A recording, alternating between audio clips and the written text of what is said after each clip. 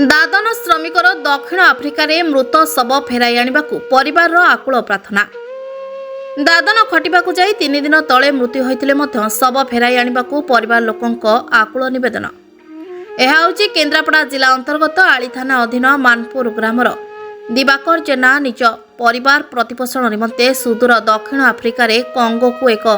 Agent माध्यम दादन खटिबाकु जाइथिले। परिवार प्रतिपोषण करने तो दूरर कथा निजे भलरे खाई पी रही पार नथिले।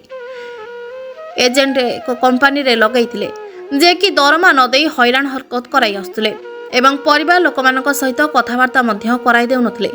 ए परिस्थिति रे 4 दिन तले दिवाकर को मृत्यु हो जाइथिला।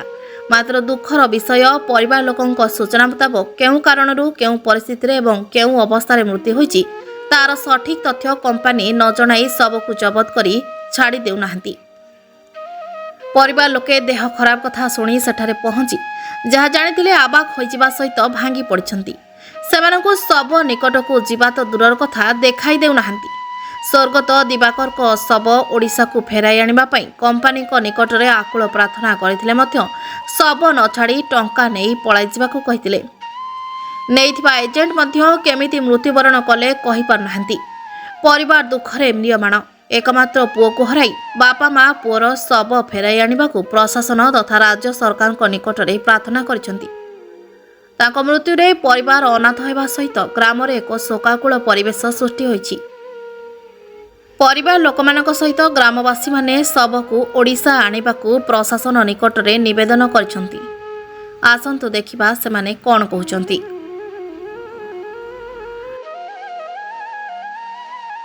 कौन ना टे कहबे अनिता जन कौन हेबे तेबर मु तार सान बहु कौन होइछला केते मास ला जाइछला तो कौन होइछ वो 7 मास हला जाइछला कोठी जाइछला आमे जानिथिले एठी दुबई जाइछला दुबई रो फेर पछरे ताको साउथ अफ्रीका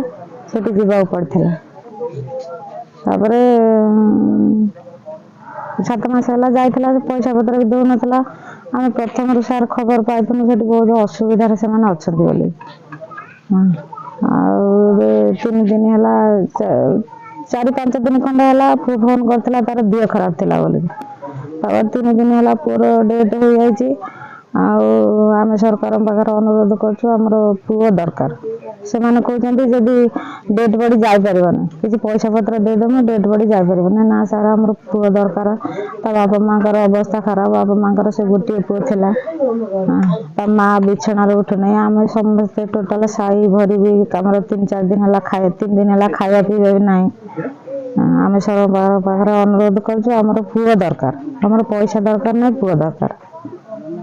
आ सर गोटे कथा जदि पुओर देह एते खराब थिला आगुरु कंपनी कम से कम तक पठे दे थांता